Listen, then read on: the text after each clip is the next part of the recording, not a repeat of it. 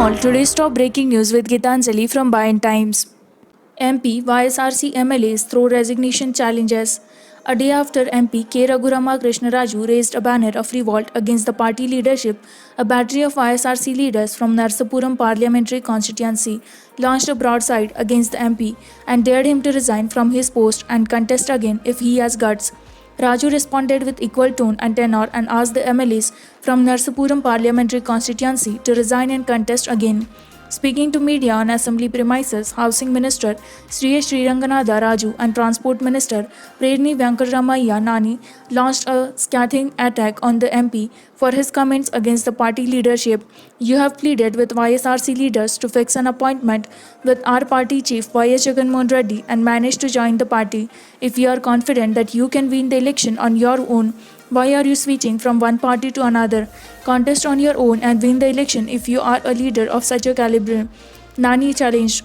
After 2014 elections, 23 MLAs and 3 MPs have deserted the YSRC, but the party bounced back, and this is the only because of the hard work of the Jagan.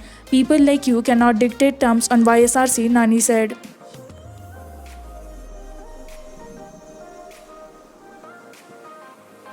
COVID-19 tally in Andhra Pradesh breaches 7,000 mark with 351 fresh cases.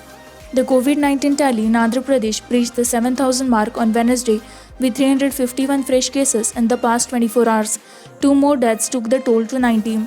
According to the media bulletin released by the State Command Control Room, 15,188 samples were tested in the past 24 hours from Tuesday 9 am to Wednesday 9 am, of which 275 people from the state, 26 foreign returnees and 50 persons from other states tested positive for the virus.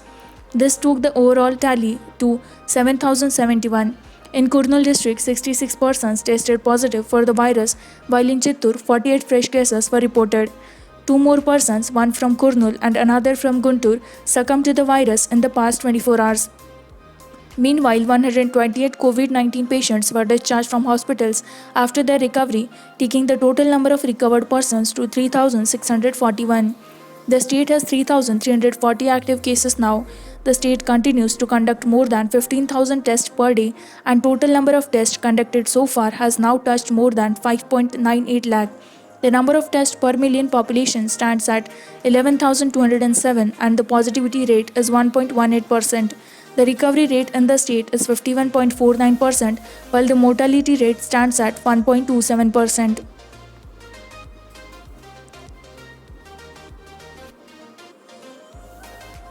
"300-year-old temple buried in sand unearthed by Andhra villagers. Puja likely to resume." The Sri Nageswara Swami temple, dating back to 300 years, which was buried in the sand for almost 8 decades now, has been unearthed by villagers of Perumalupadu of Cherala Mandal in Nellore district. According to villagers, some of locals identified small structures of temple when they took up sand excavation recently. Youths and other villagers, they contacted elders of the area and inquired about the temple. Village elders told them that some decades back the Penna river used to receive floods during the rainy season and the temple gradually got covered by the sand dunes and vanished completely. After the Nageswara Swami temple was unearthed in Perumalipadu village, villagers from nearby areas have started visiting it.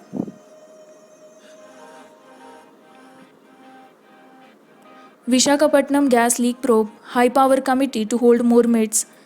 The High Power Committee (HPC), constituted by the state government to probe the styrene gas leak at LG Polymers plant at RR Venkatpuram and take stock of the recovery steps taken following the tragedy, has decided to hold some more meetings with regulatory authorities this week before submitting its final report on the incident. HPC Chairman Nirab Kumar Prasad, in a statement here on Tuesday, said the committee invited views, suggestions, and grievances from people and organizations. He said it received 243 representations through email and 176 through phone and WhatsApp. Based on suggestions, grievances, and feedback received from people and organizations, the HPC prepared a questionnaire and sent it to LG Polymers through the factories department and other regulators. It is yet to get a reply from LG Polymers, while some regulatory agencies sent their replies and replies from some other agencies are awaited. The people's representations and replies received from regulators are being thoroughly examined and considered in preparation of the probe report, he said.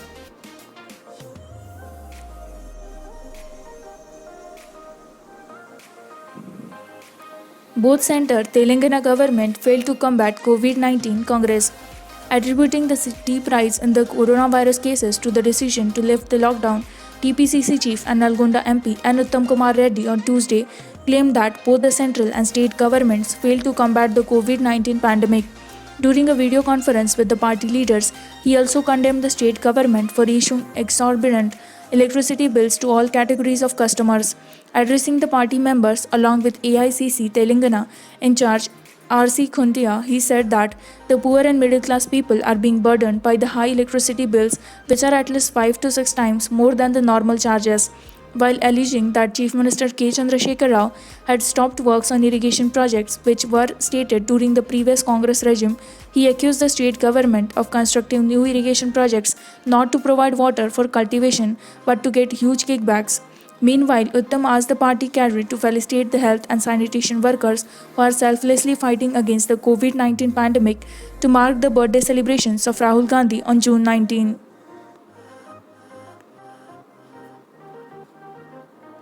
Inter results likely today. Telangana State Board of Intermediate Education Chief Syed Omar Zalil.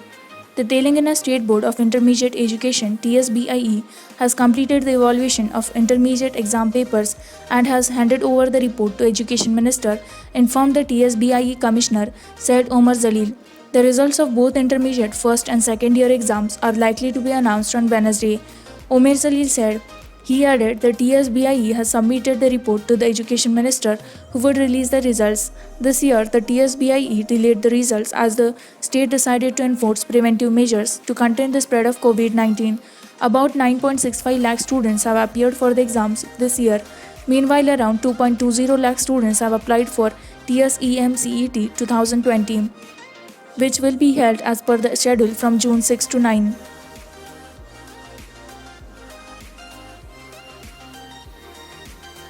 Andhra Pradesh gets Rs 2.24 lakh crore budget for 2020-21, a cut of 1.4%.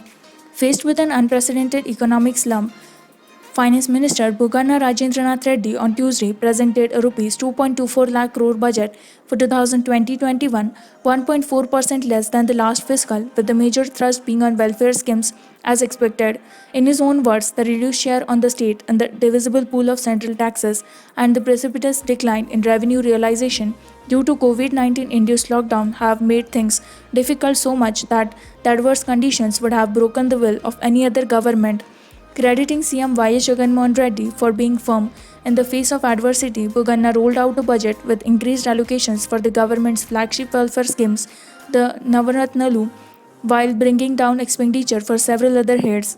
The allocation for infrastructure and investment went up by 22%. For agriculture and elite sectors too, the budgetary allocation was down by 35%. Similarly, higher and secondary education received cuts over last fiscal estimates by 12 and 24% respectively. Budget session of Andhra Assembly to end on June 17. The Andhra Pradesh Legislative Assembly session will be held only for 2 days and it will end on Wednesday. The Business Advisory Committee (BSC) meeting held under the chairmanship of Speaker Thamineni Seetharaman took a decision to this effect on Wednesday, while Chief Minister Y.S. Jagannath Reddy, Finance and Legislative Affairs Minister Buganna Rajendranath Reddy, Water Resources Minister P. Anil Kumar Yadav, and Agriculture Minister K. Kannababu represented the ruling YSRC TDLP Deputy Leader Nirmala Ramanadu attended it on behalf of TDP. When the TDP raised objection to conducting the session for just 2 days and demanded that it be organized in a virtual mode for a fortnight, the CM said that the government is ready for holding the session even for 50 days as they too can highlight its welfare schemes. However, adhering to prevailing COVID-19 situation, the session is limited to 2 days. But conducting virtual session is not possible. No decision has been taken on conducting parliament session in virtual mode, the CM said. The council will also sit only for 2 days.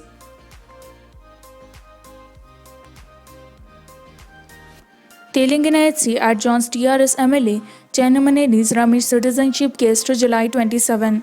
Feeling the need to take up the final hearing in TRS MLA Chenamaneni Ramesh citizenship row during the regular court instead of having it through video conferencing, Justice A. Abhishek Reddy of Telangana High Court on Tuesday posted the matter to July 27.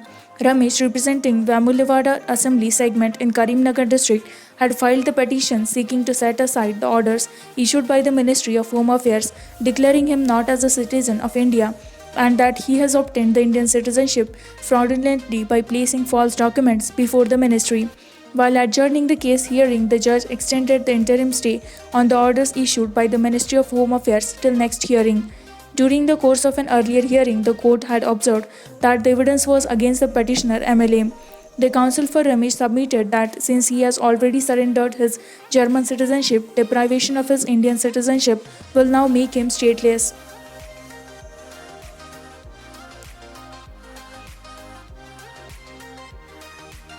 Andhra government's second budget full of wrong claims, lies and betrayals, Chandrababu Naidu. TDP Supremo and leader of the opposition N. Chandrababu Naidu has termed the second budget of the YSRC government against the interest of the state and alleged that it is full of wrong claims, lies and betrayals. He felt that the government did not make any commitment or assurance in the budget to uplift the poor and usher in a balanced growth in the state. Comparing the allocations and expenditure made in irrigation and some crucial sectors during the previous TDP regime and now, Naidu said that the YSRC government had failed to spend the allocations made for the crucial agriculture and irrigation sectors in 2019-20. Addressing a virtual press conference here on Tuesday, Naidu said, while the previous TDP government spent Rs 14,000 crore for irrigation in 2018-19, the YSRC government spent only Rs 4,900 crore during 2019-20. But the governance is making tall claims that it will complete all projects in the next 4 years. In agriculture sector, the TDP government spent Rs 8,168 crore in 2018-19, whereas the YSRC government spent Rs 5,986 crore in 2019-20.